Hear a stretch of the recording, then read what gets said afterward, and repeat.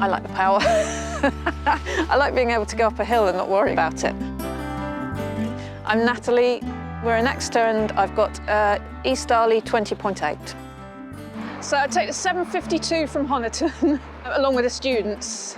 So it's a bit of a squeeze. It's really easy to fold. Once I worked out where the weight balance was and everything, it took a few tries to kind of work out where to best hold it. And then I lift it up, take it on, and then just wheelie it into position. And then to take it back out, I basically reverse that. And once I'm on the platform, it's just a quick fold out and snap together. So that works well. Saw someone named There's Ginger the other day. We joined the Facebook Estarli Riders Club to see what people were saying about the Estarlis. And it's a lovely community on there. You get to recognise some of the names and where they've been and stuff like that, which is lovely. They were all positive about the 20.8, so we decided to go ahead with it. And I absolutely love it. We got the 20.8 because of the extra power. That was the most important bit for me. And as soon as I saw it, I loved it. I loved the colour, actually. I love the matte finish. We test rode quite a few different ones, but this one kept standing out. And so we took it for a ride from the bike shed and really enjoyed it.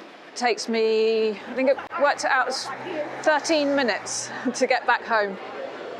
It normally takes a good 35, 40 minutes to walk, so it's a no-brainer, really.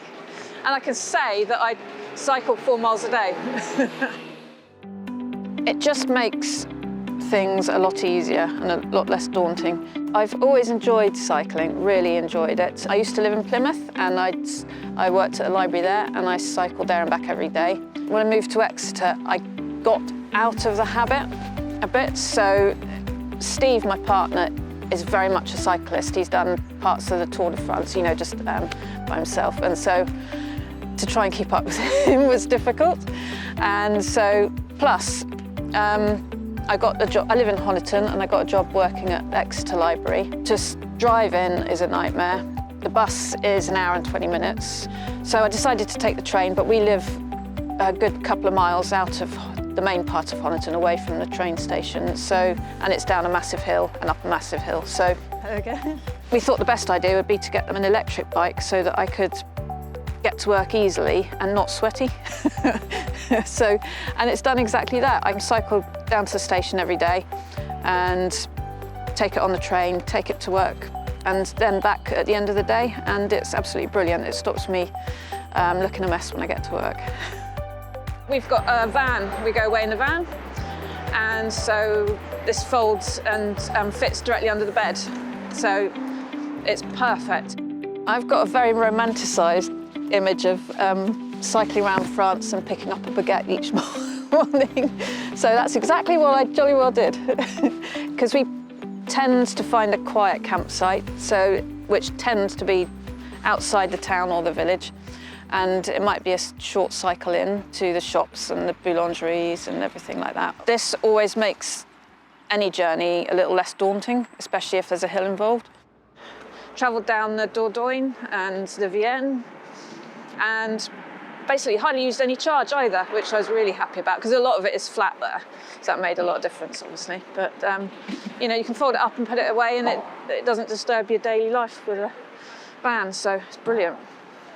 This trip we've just been on, we cycled along the river, we stopped at towns and villages along the way, and you know, sat in a cafe, had lunch, cycled a bit more, explored a little bit more, maybe went in the river, and then, you know, we just maybe explored places that we wouldn't, because the van's big, so we park up and we might just stay there for a while. So we've been able to just get out a little bit more. So my other half, Steve, is thinking about getting the 20.7, because he is the cyclist of us two. So it's quite funny me overtaking him now when he's on a bike, a normal bike.